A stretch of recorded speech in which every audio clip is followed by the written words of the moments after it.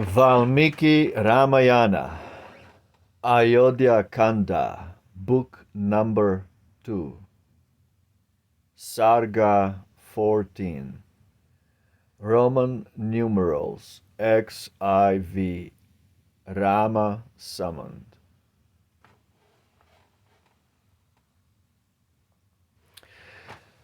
The wicked queen, her speech renewed, when rolling on the earth she viewed Ikshwaku's son, Ayodhya's king, for his dear Rama sorrowing.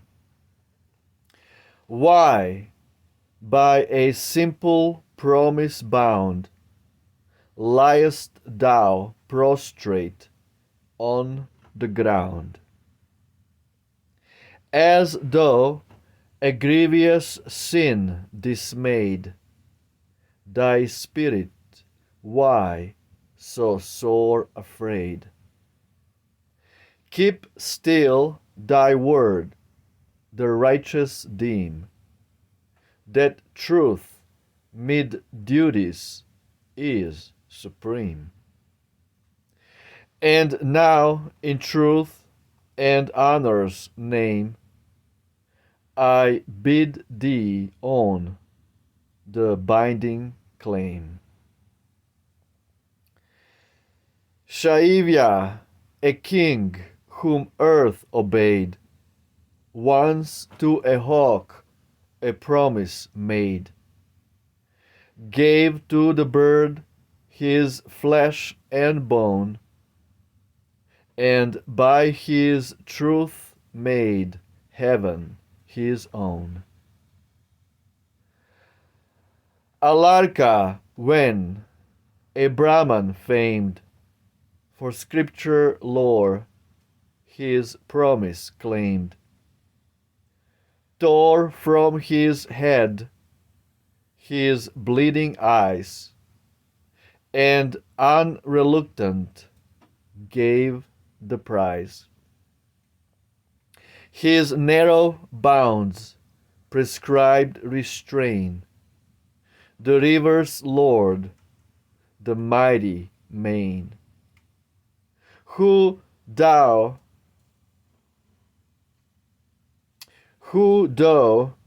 his waters boil and rave, keeps faithful to the word he gave. Truth all religion comprehends, through all the world its might extends. In truth alone is justice placed, on truth the words of God are based.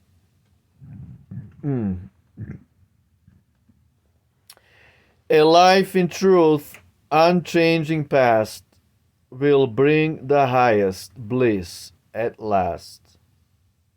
If thou the right would still pursue, be constant to thy word and true. Let me thy promise fruitful see, for boons, O King, proceed from thee.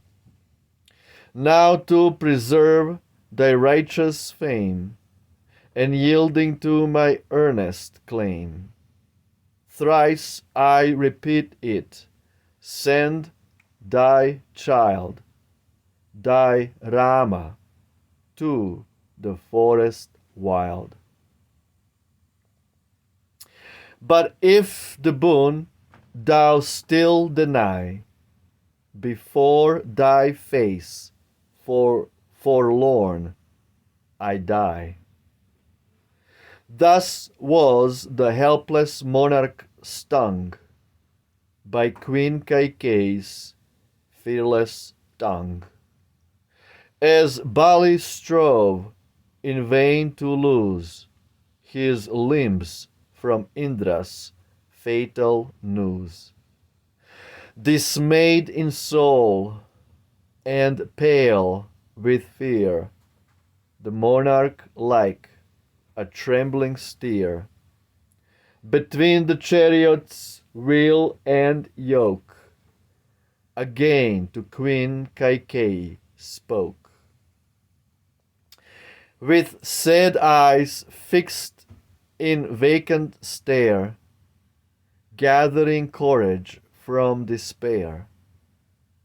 That hand I took, thou sinful dame, with texts before the sacred flame. Thee and thy son I scorn and hate, and all at once repudiate. The night is fled, the dawn is near. Soon will the holy priests be here to bid me for the rite prepare, that with my son the throne will share.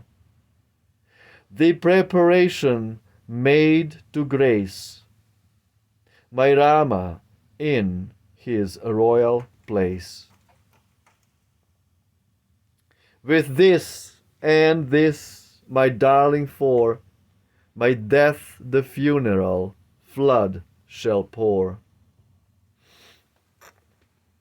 Thou and thy son at least forbear in offerings to my shade to share. For by the plot thy guile has laid, his consecration will be stayed. This very day how shall I brook to meet each subject's altered look, to mark each gloomy, joyless brow that was so bright and glad but now. While thus the high-souled monarch spoke, to the stern queen the morning broke, and holy night had slowly fled, with moon and stars engarlanded. Yet once again the cruel queen spoke words in answer, fierce and keen. Still on her evil purpose bent,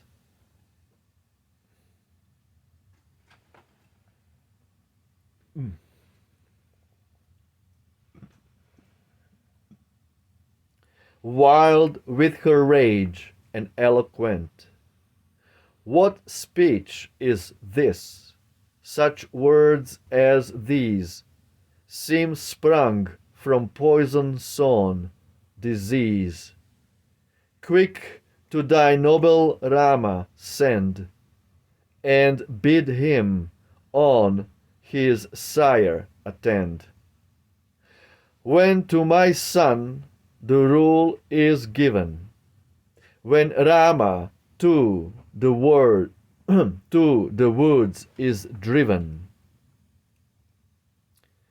when not a rival copes with me, from chains of duty thou art free. Thus goaded like a generous steed, urged by sharp spurs to double speed, my senses are astray, he cried, and duty's bonds my hands have tied. I long to see mine eldest son, my virtuous, my beloved one.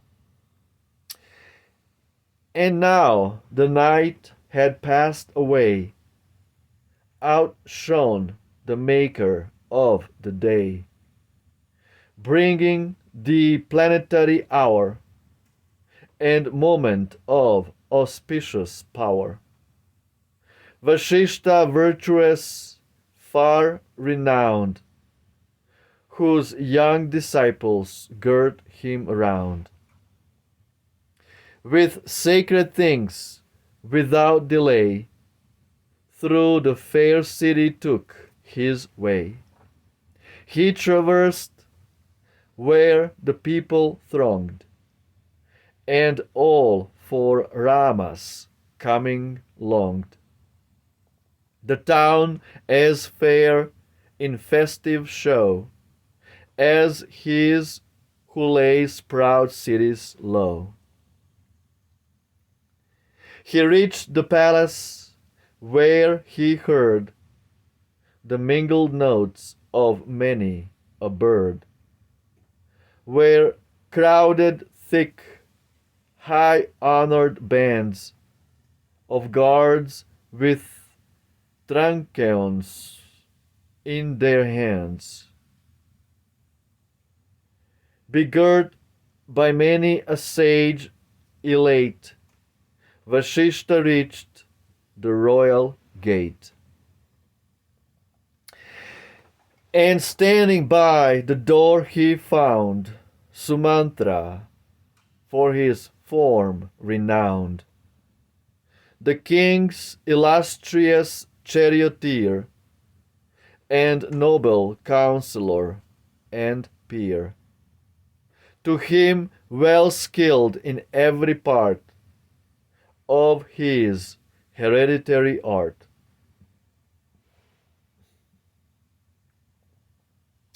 Vashishta said, O charioteer, inform the king that I am here. Here, ready by my side, behold, these sacred vessels made of gold, which water for the rite contain from Ganga and each distant main.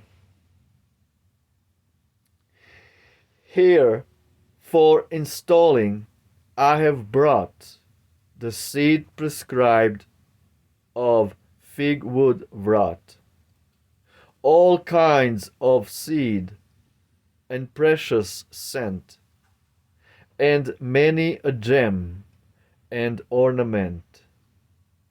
Grain, sacred grass, the gardens spoil, honey and curds, and milk and oil. 8 radiant maids, the best of all, war elephants that feed in stall. A 4-horse car, a bow and sword, a litter meant to bear their lord. A white umbrella, bright and fair, that with the moon may well compare. 2 chowries of the whitest hair, a golden beaker rich and rare. A bull high-humped and fair to view, girt with gold bands and white of hue. A 4-toothed steed with flowing mane, a throne which lions carved sustain.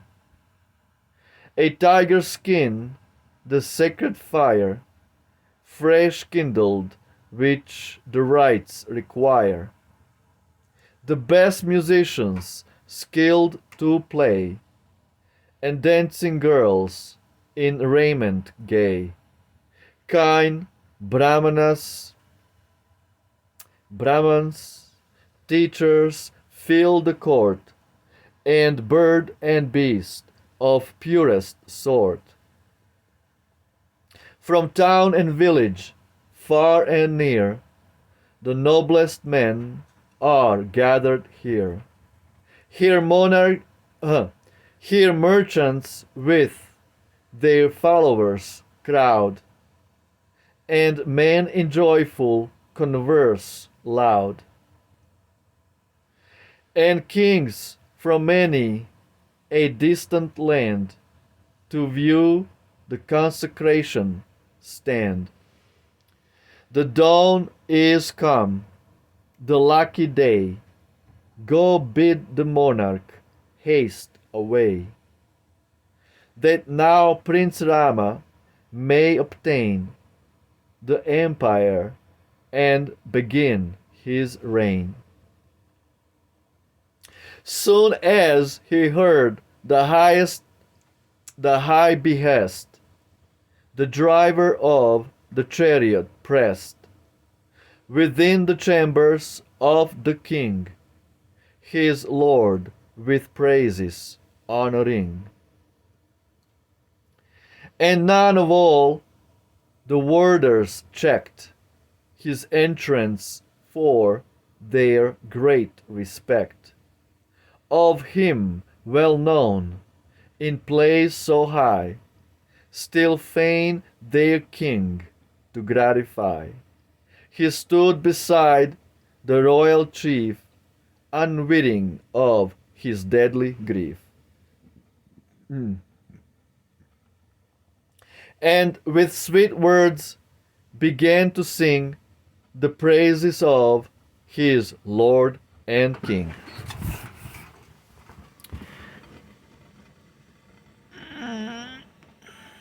Wait a second, right there. As when the sun begins to rise, the sparkling sea delights our eyes.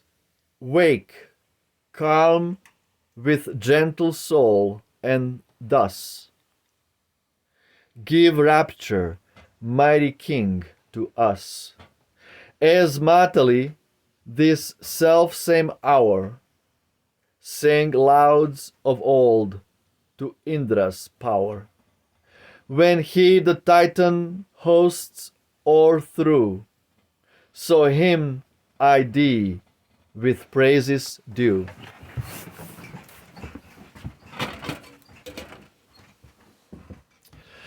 The Vedas with their kindred lore, Brahma, their soul-born lord, adore. With all the doctrines of the wise, and bid him, as I bid thee, rise. As with the moon, the Lord of day wakes with the splendor of his ray. Prolific earth, whom 'neath him lies, so mighty King, I bid thee rise. With blissful words, O Lord of men, rise radiant in thy form, as when the sun ascending darts his light from Meru's everlasting height. May Shiva, Agni, sun, and moon bestow on thee each choicest boon. Kuvera, Varun, Indra bless Kakusta's son with all success. Awake, the holy night is fled, the happy light abroad is spread. Awake, O best of kings, and share the glorious task that claims thy care. The holy sage Vashishta waits with all his Brahmans at the gate. Give thy decree without delay to consecrate thy son today. As armies by no captain led, as flocks that feed unshepherded, such is the fortune of a state without a king and desolate. Such were the words the bard addressed, with weight of sage advice impressed. And as he heard the helpless king felt deeper yet his sorrows sting. At length all joy and comfort fled. He raised his eyes with weeping red, and and mournful for his Rama's sake, the good and glorious monarch spake.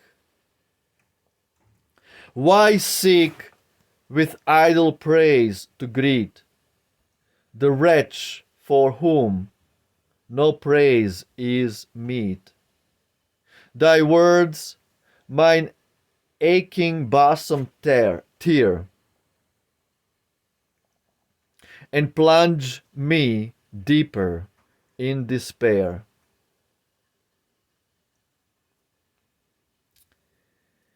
Thy words mine aching bosom tear, and plunge me deeper in despair. Sumantra heard the sad reply, and saw his master's tearful eye. With reverent palm to palm applied, he drew a little space aside. Then as the king, with misery weak, with vain endeavor strove to speak, Kaikeyi, skilled in plot and plan, to sage Sumantra thus began.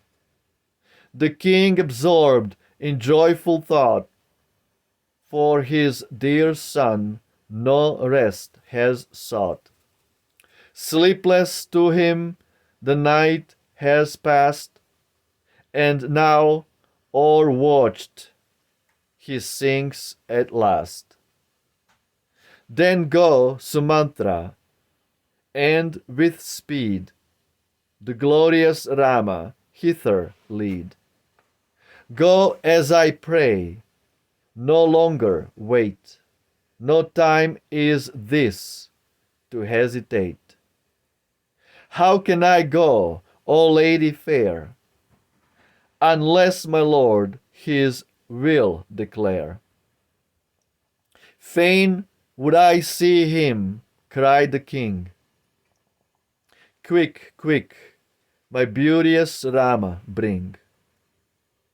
Then rose the happy thought to cheer the bosom of the charioteer. The king, I ween, of pious mind, the consecration has designed. Sumantra for his wisdom famed, delighted with the thought he framed. From the calm chamber like a baby, from the calm chamber like a bay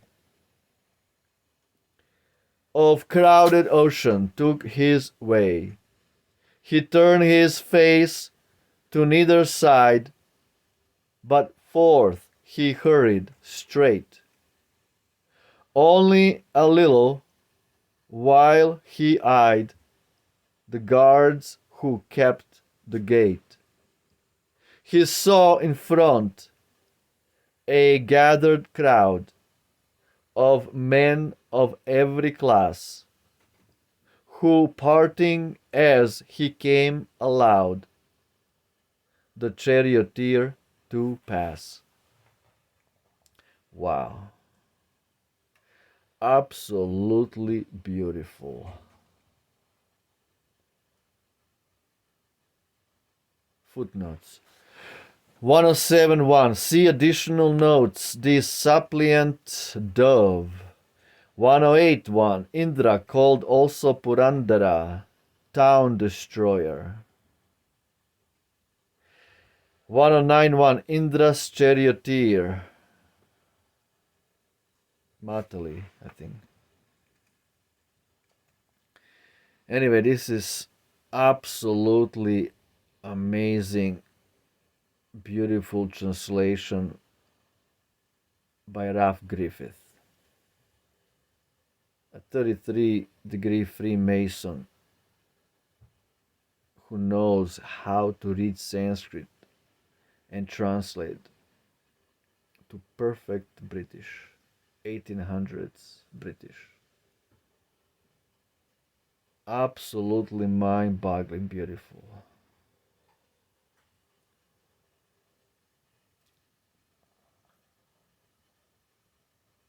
Ramayana ki jai.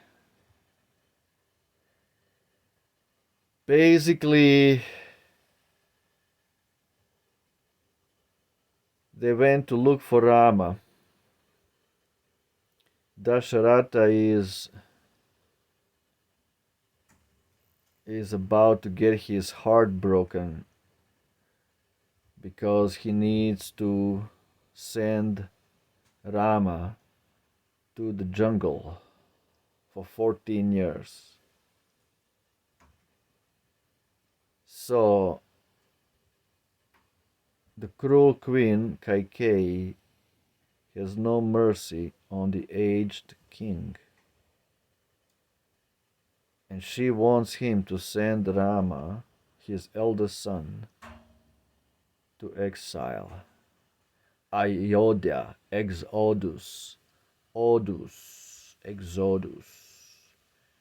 14 years. The great story of exile. Moses, the whole pastime, biblical pastime of Moses, is a plagiarized, tweaked version of Ramayana.